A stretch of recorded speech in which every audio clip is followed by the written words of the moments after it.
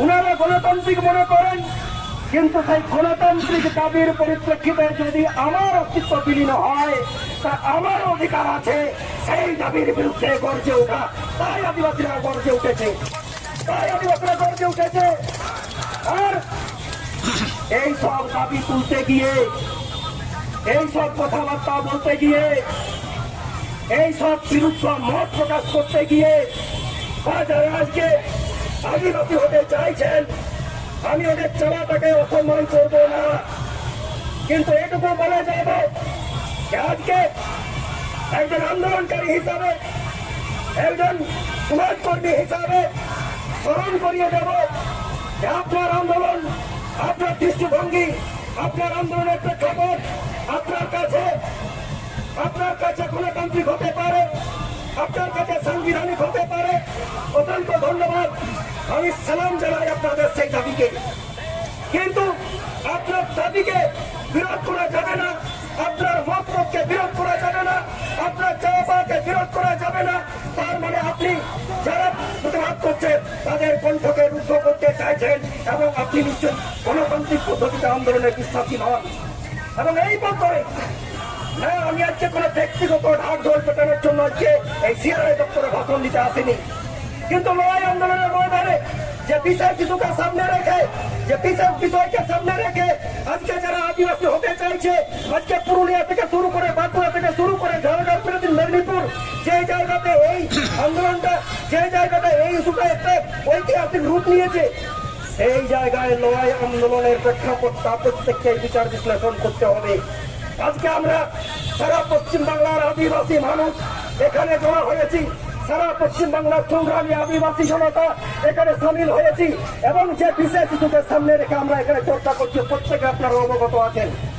আর আমরা যারা বাঁকুড়া, পুরুলিয়া, ঝাড়গ্রাম, মেদিনীপুর থেকে এখানে এসেছি, আমাদের কাছে যে ইস্যুটা, আমাদের কাছে যে বিষয়টা বা যে দাবিটা আজকে এখানে চর্চিত হচ্ছে, সেই চর্চিত বিষয়টা একটু অন্যরূপ।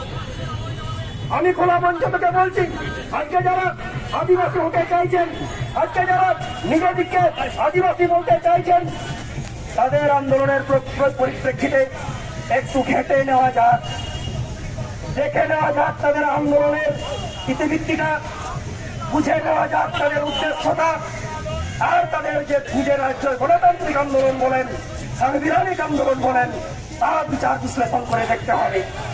সেই আন্দোলনের পথ ধরে আজকে যারা আজকে আদিবাসী হতে চাইছেন, যারা আজকে জোর করে, ভাওতা দিয়ে, ষড়যন্ত্র করে, প্রভাবিত করে আদিবাসী হতে চাইছেন, ওনারা ভালো করে জানেন যে উনাদের আন্দোলনের ভিত্তিভূমিটা শক্ত নয়, উনাদের আন্দোলনের ভিত্তিভূমিটা মোটেও শক্ত নয়।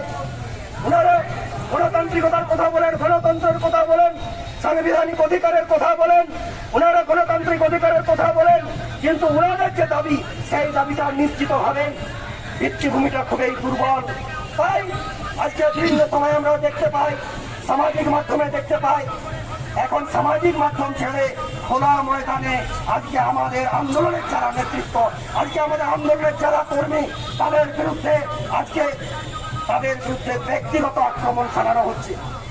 আমি খোলা মঞ্চে বলছি, যারা আজকে আদিবাসী হতে চাইছেন, যারা আজকে অনৈতিক ভাবে আজকে প্রভাব খাটিয়ে নিজেদের আদিবাসীত্বকে জাহির করতে চাইছেন, তারা এই আজকে সিআরআই ডেপুটেশনের পরিপ্রেক্ষিতে বলেছিল, অনেকে শুনে থাকবেন, যে এখানে সিআরআই দপ্তরে যদি ও আদিবাসী কুর্মী ক্ষত্রিয় কথা উচ্চারিত হয়, ওই জঙ্গল মহলে নাকি আগুন জ্বলবে। ভয়ঙ্কর ব্যাপার। আমাদের এখানে নিজেদের চর্চা হচ্ছে, নিজেদের কথা হচ্ছে, কে কাকে কোন জাতিকে কি বললো। আমরা একটা দাবির বিরোধিতা করছি, লড়াই আন্দোলনের ময়দানে প্রত্যেকে আমরা আন্দোলনকারী। সেই আন্দোলনকারীদের মুখের ভাষা কেমন হবে যদি আন্দোলনকারী আপনি বলেন, তবে আপনি বুঝতে পারবেন। কিন্তু তার পরিপ্রেক্ষিতে আপনি জঙ্গল মহলে আগুন জ্বলা জ্বালাবেন, এ কোন ধরনের গণতন্ত্র, কোন ধরনের সামাজিকতা? শুধু তাতে সীমাবদ্ধ নেই। আজকে বেশ কয়েক মাস আগে, বেশ এক বছর আগে, পঞ্চায়েত নির্বাচনের আগে, আজকে গোটা জঙ্গল মহলের বিশেষ কিছু কিছু জায়গাতে আদিবাসী সমাজকর্মী, আদিবাসী নেতৃত্ব আমি নাম ধরে বলবো, আমাদের পুরুলিয়া জেলা পারগনা বাবা আমার পিতৃপতিম মাননীয় রতনলাল হাসদার বিরুদ্ধে যা ইচ্ছা তাই আজকে ন্যারেটিভ চলছে। আজকে ফেক আশ্রিত বিরুদ্ধে যে আন্দোলন, তার যে নেতৃত্ব, পশ্চিমবঙ্গ আদিবাসী কল্যাণ সমিতির যারা নেতৃত্ব দেন, বরিষ্ঠ নেতৃত্ব আমার মাননীয় বালক সংসরণের বিরুদ্ধে আজকে ন্যারেটিভ চলছে। আজকে মিতাল টুডুর বিরুদ্ধে আন্দোলন, মিতাল টুডুর বিরুদ্ধে আজকে ব্যক্তিগত আক্রমণ নিয়ে আনা হচ্ছে। আর বিপ্লব সরেরা তপন সরকারের নামে গ্রামে গ্রামে মাইক বেঁধে ব্যক্তিগত বাড়ি বাড়ি বাবার নাম করে, বউয়ের নাম করে, মায়ের নাম করে যা ইচ্ছা তাই ব্যক্তিগত আক্রমণ করা হচ্ছে।